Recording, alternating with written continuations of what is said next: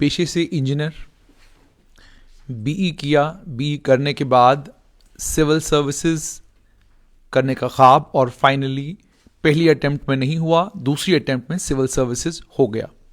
मेरे साथ आरुषि सब्बरवाल हैं। इन्होंने Jammu Kashmir combined competitive examination में 13वां रैंक हासिल किया है, और ये जो 13th रैंक इन्होंने लिया है, ये कैसे लिया उस पर भी इनसे बातचीत करेंगे।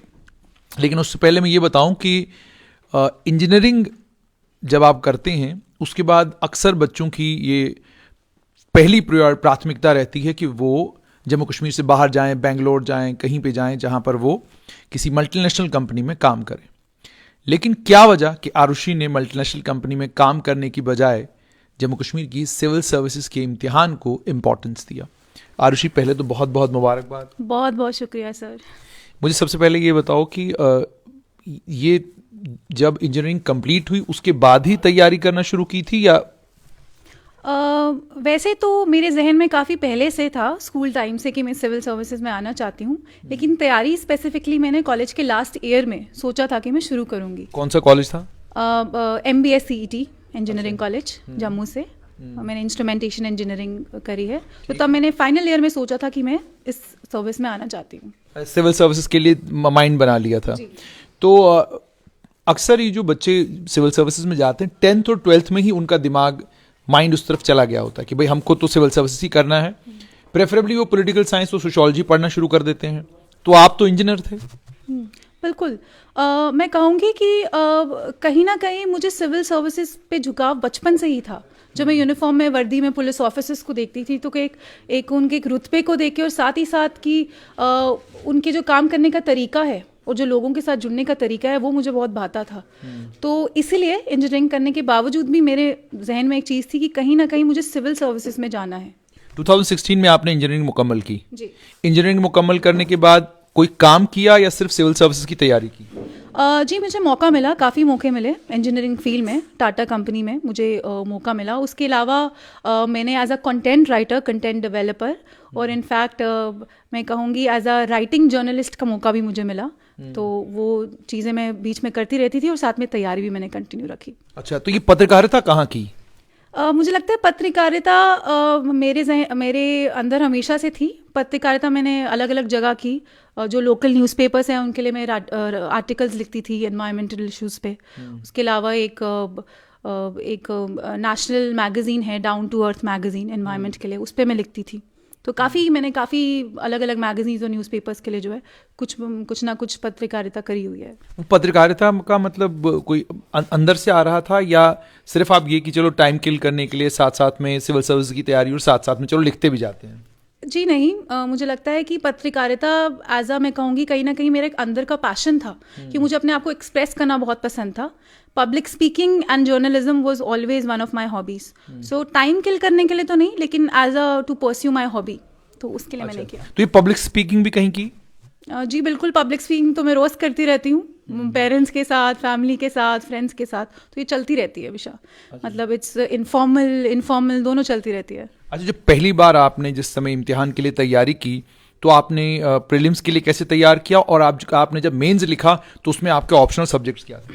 जी, तो मैं कहूँगी कि प्रीलिम्स या मेंस की कोई अलग तैयारी नहीं की, काफ़ी इंटीग्रेटेड तैयारी रही है मेरी। और लेकिन जब प्रीलिमिनरी एग्जामिनेशन आने वाला था तो मैंने लास्ट के 10 इयर्स के प्रीवियस ईयर क्वेश्चन पेपर्स को सॉल्व किया था टाइम बाउंड। तो उसके अलावा जो मेरा ऑप्शन था वो ज्योग्राफी सब्जेक्ट था, क्योंकि ज्योग्राफी में हमेशा से मुझे काफ़ी इंटरेस्ट था। तो लेकिन ओवरऑल तैयारी मेरी प्रीलिमिनरी, मेंस, इनफैक्ट इंटरव्यू की भी काफ़ी इंटीग्रेटेड रही है। इंटीग्रेटेड रही। सब्जेक्ट क्या थे आपके मेंस में? सब मेंस में सब्जेक्ट्स तो ऑलमोस्ट 7 सब्जेक्ट सबके कॉमन रहते हैं। एक तो आपका आ गया इंग्लिश कंपलसरी, उसके अलावा आपका एसे का एग्जाम होता है, उसके बाद GS1, GS2, GS3, एथिक्स का एग्जाम, और ऑप्शनल के 2 पेपर्स। जो ऑप्शनल के 2 पेपर क्या थे आपके? Sir geography. आपने दोनों ज्योग्राफी रखे थे? जी सर, ज्योग्राफी 1, ज्योग्राफी 2, मतलब यूजुअली हर एग्जाम, हर ऑप्शनल जो है 2 पार्ट्स में सेग्रीगेटेड होता है, जो भी आप लेंगे। तो ज्योग्राफी ही क्यों चुना आपने? आप तो इंजीनियरिंग फील्ड से हैं, कोई इंजीनियरिंग की किताब पकड़ लेनी थी। बिल्कुल। सर पहला कारण ये था कि मैंने इलेक्ट्रॉनिक्स एंड इंस्ट्रूमेंटेशन इंजीनियरिंग की थी, जो कि सिविल सर्विसेज के ऑप्शनल लिस्ट में अवेलेबल नहीं था। अच्छा। तो एक तो वो दिक्कत थी, और दूसरी बात ये थी कि कहीं ना कहीं ज्योग्राफी मुझे बहुत पसंद था हमेशा से, क्योंकि हम पहाड़ों के शहर के रहने वाले लोग हैं, तो कहीं ना कहीं यहाँ के जो लैंडस्केप्स हैं हमेशा मुझे they used to inspire me, I used to feel very inquisitive कि आखिर इनका ओरिजिन कैसा हुआ है, रिवर्स के बारे में जानना या सारा क्लाइमेटोलॉजी के बारे में जानना। तो कहीं ना कहीं इससे मेरे को इंटरेस्ट बना, तो मैंने ऑप्शन लिया फिर। या ये था कि ज्योग्राफी आसान है इसलिए आपने कहा कि ज्योग्राफी पढ़ लेते हैं? नहीं, ऐसा बिल्कुल नहीं आसान है। कहीं ना कहीं मुझे इतना इंटरेस्ट था कि फिर मुझे आसान भी लगने लगा। पर ऐसा परसेप्शन बहुत गलत है कि ये आसान है या ये मुश्किल है। सब्जेक्ट आसान या मुश्किल आप खुद ही बनाते हैं। अगर आपको इंटरेस्ट है तो कहीं ना कहीं आपको मुश्किल चीज़ें भी आसान लगने लगेंगी। तो मुझे आसान लगता था definitely, but because of my interest in it. तो मुझे बताइए कितने कितने घंटे पढ़ते थे? अब ये सच बताना आपने, ताकि बाकी बच्चे जो आपको देख रहे हैं, जो तैयारी कर रहे हैं, उनको पता चले कितने घंटे पढ़ना है। देखिए, मेरी माता जी मेरे सामने बैठी है तो मैं झूठ तो बोल नहीं सकती कि मैं 10-12 घंटे पढ़ती थी। इतना तो मैंने कभी नहीं पढ़ा। मेरा एक नॉर्मल रूटीन था लाइब्रेरी का, कि मैं सुबह ऑलमोस्ट 8-9 बजे के करीब जाती थी और शाम को आती थी 8-9 बजे। लेकिन पूरा दिन पढ़ती नहीं थी, ब्रेक्स में करती थी। जैसे 1 घंटा पढ़ लिया तो 10 मिनट 15 मिनट्स की वॉक कर ली, या किसी फ्रेंड से बात कर ली, या चाय पी ली, या किसी से गप्पे मार ली। तो बहुत रिलैक्स मूड में मैंने जो है तैयारी की है। बिल्कुल ऐसे कोई बहुत 10-12 घंटे किताबों में नहीं बैठी हूँ। I used to take breaks, but हाँ, मेरा मैक्सिमम टाइम जो है वो लाइब्रेरी में जाता था। So all my tiffin, lunch, everything was done in the library. तो मुझे ये भी बताइएगा, जब आपने पहली बार सिविल सर्विसेज का इम्तिहान दिया और नहीं क्वालिफाई हुआ, वो क्या प्रीलिम्स में ही क्वालिफाई नहीं हुआ था या मेन से आप बाहर हो गए थे? फर्स्ट टाइम से मेरा प्रीलिमिनरी जो है क्वालिफाई नहीं हो पाया था। जो मेरा CSAT जो है क्वालिफाइड था, लेकिन जो मेरा फर्स्ट एग्जाम था वो क्वालिफाई नहीं हो पाया था। अच्छा। तो उसके बाद फिर खुद को दोबारा से तैयार कैसे किया सिविल सर्विस के लिए? यूजुअली तो पेरेंट्स भी ये कहते हैं, बेटा नहीं हो रहा, कुछ और कर लो, ज़रूरी थोड़ी इसी इम्तिहान को करना। मैं अपने आप को बहुत लकी और प्रिविलेज मानती हूँ कि मैं एक ऐसी फैमिली में बॉर्न हुई हूँ जहाँ पे दोनों पेरेंट्स का बहुत एक्सट्रीम सपोर्ट था, एक्सट्रीम लेवल का। I am the only child of my parents. तो कहीं ना कहीं एक बहुत ज़्यादा मुझे मैं बोलूँगी एक कंटिन्यूस मोटिवेशन था कि सिविल सर्विसेज को परस्यू करने का। तो कभी भी ऐसे मॉरली मैंने अपने आप को कम नहीं समझा, लो नहीं समझा। अगर कभी भी ऐसा जैसे फर्स्ट अटेम्प्ट में जब मेरा नहीं हुआ, तो कहीं ना कहीं मेरे को एक और बूस्ट, मेरे फादर हमेशा ही always asks me to learn from failures. तो कहीं ना कहीं मैंने रोज़ I used to pick up all those things which were not right. तो लेकिन फाइनली मैंने हिम्मत दिखाई और फिर से ट्राई किया, and then finally I am here today. अच्छा, तो मुझे ये बताइएगा कि एक तो हो गया दूसरी बार क्वालिफाई करना और दूसरी बार 13th रैंक लेना। तो इसमें जब आपने मेंस लिखा, उसका जब रिजल्ट आया, इंटरव्यू और मेंस, अगर दोनों को मैं आपसे पूछूं तो क्या आपको ये पता है कि मेंस में कितने मार्क्स थे आपके और इंटरव्यू ने कितना आपको पुश किया और 13th रैंक पर ले आया? अगर मेंस की बात कहूँ, मेरा मेंस एग्जामिनेशन काफ़ी अच्छा गया था। I was expecting to see my name in the interview list, क्योंकि मेरे एग्ज़ाम ऑलमोस्ट सारे जो 7 पेपर्स जो होते हैं एक्सेप्ट 1 क्वालिफाइंग, वो बहुत अच्छे हुए थे। तो I am not really sure कि कितना स्कोर मुझे मिला होगा, बट आई डेफिनेटली थिंक कि कट ऑफ से काफ़ी हायर रहा होगा score, 900 plus may be. I am not really sure about it. लेकिन अगर बात इंटरव्यू की करें, इंटरव्यू मेरा काफ़ी अच्छा गया था, because I faced almost every question. और कहीं ना कहीं मैंने हर क्वेश्चन को I try to answer it with honesty, और जितना मुझे पता था, जितनी विजडम मेरे पास अंदर जो भी थी, मैंने उसके हिसाब से वो आंसर्स किए क्वेश्चन। तो मुझे लगता है इंटरव्यू में आई डिड मच बेटर। अच्छा, तो मुझे ये बताइएगा कि who do you want to give credit? Is it your mom or is it your dad? किसे आप क्रेडिट देती हैं अपनी इस कामयाबी? See, this is a very diplomatic question, because you know that there is no substitute for parents hard work. So कहीं ना कहीं दोनों का इक्वल रोल रहा है। मेरे पेरेंट्स दोनों सुबह 4 बजे उठते थे कि टाइमली दोनों इकट्ठे काम करते थे। कोई जेंडर सेग्रीगेशन नहीं था कि मम्मा ही खाना बनाएंगे या पापा ही ये सब करेंगे। तो दोनों इकट्ठे मिलके they used to cook food for me so that I could reach to the library on time. So कहीं ना कहीं मेरे लिए बहुत सारी स्ट्रगल दोनों ने इक्वली की है। कई बार बहुत मेरे पेरेंट्स ने जो है सोशल गैदरिंग्स वो भी अवॉइड की जस्ट बिकॉज ऑफ मी। तो दोनों का इक्वल एक स्ट्रगलिंग जो एक रहा है, वो दोनों का इक्वली रहा है।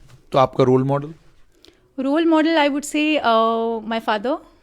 Yes, my father is my role model. Of course my mother also. Yes. तो कोई ऐसा शख्स जो आपको इंस्पायर करता हो सिविल सर्विस में, जिसको देखकर आपको लगता हो कि यार अगर सिविल सर्वेंट बनना है तो इनके जैसा बनना है? जी, मैंने काफ़ी पहले डॉक्टर सहरीश असगर जी, जब उन्होंने क्वालिफाई किया था पहले सिविल प्रोविंशियल सिविल सर्विसेज, फिर आईएएस, तो मैं उनसे काफ़ी इंस्पायर हुई थी। और एक तो मुझे उनके पब्लिक स्पीकिंग स्किल्स बहुत अच्छे लगते हैं, जो कि बहुत सॉफ्ट स्पोकन है, और साथ ही साथ काफ़ी इम्पैक्टफुल रहा है उनका काम। अभी वो करंटली डीसी बारामूला सर्व कर रहे हैं, तो मैं उनको काफ़ी फॉलो करती रहती हूँ, and she is one of the most inspirational, because like it's very good to see women in such positions. तो उन्होंने मुझे काफ़ी इंस्पायर किया। There's one more woman in that position now. Yes, hopefully. Yes. तो 13th rank तो civil services ही मिलना है, secretariat services आपने सिविल सचिवालय में ही जाना है। तो क्या है मन में अब कि मतलब लाइफ एंजॉय करनी है या लोक सेवा करनी है? अभी तक मेरी जिनसे भी लोगों से बात हुई तो सभी कहते हैं कि आपका रियल टेस्ट तो अब शुरू हुआ है, जो ये चीज़ क्वालिफाई हो गई, दैट्स वेरी गुड, पर कहीं ना कहीं अब और सीरियस बिजनेस पे आप आ रहे हैं। तो मुझे लगता है कि मैं हमेशा एक ऐसी इंसान रही हूँ कि मैंने अपने काम में ही अपनी लाइफ को एंजॉय किया है। तो अगर मैं इस काम में जब आती हूँ तो मुझे लगता है कि मैं इस काम को ही बहुत एंजॉय करूँगी, इस पूरी प्रोसेस को। तो maybe when talking to people with public dealing और पब्लिक सर्विसेज, शायद मेरे लिए वही एक काइंड ऑफ वर्शिप होगी और वही काइंड ऑफ एंजॉयमेंट होगा। बहुत बहुत शुक्रिया। तो आपने सुन लिया आरुषि सबरवाल, 13वां रैंक है इनका Jammu Kashmir combined competitive examination में, और 13th रैंक का मतलब ये है कि ये सिविल सर्विसेज इन्हें मिलेगी, पुलिस सर्विस नहीं मिलेगी, अकाउंट्स नहीं मिलेगा, सीधा सिविल सर्विसेज मिलेगी। उम्मीद और तवक्का तो इनसे ये है कि जब ये सिस्टम का हिस्सा बने, ये सिस्टम का हिस्सा बनने के बाद लोगों के साथ वो व्यवहार करें जिस व्यवहार की एक्सपेक्टेशन लोगों को है। अक्सर कुर्सी पर जब आप बैठते हैं तो इंसाफ करना बड़ा मुश्किल हो जाता है, और कुर्सी पर बैठने के बाद एक और चीज आ जाती है कि ये कुर्सी भी बहुत कुछ सिखा देती है। तो अगर उसे सीखे बगैर सिर्फ और सिर्फ लोक सेवा का भाव मन में हो और वही करने के लिए आप मैदान में उतर जाएं, तो जैसा मैं कहता हूं, देश में काम बहुत है करने के लिए, समय बहुत थोड़ा है, और इस देश में इतना काम करने की जरूरत है कि अगर आप काम करना शुरू करें तो खत्म होने का नाम नहीं लेगा।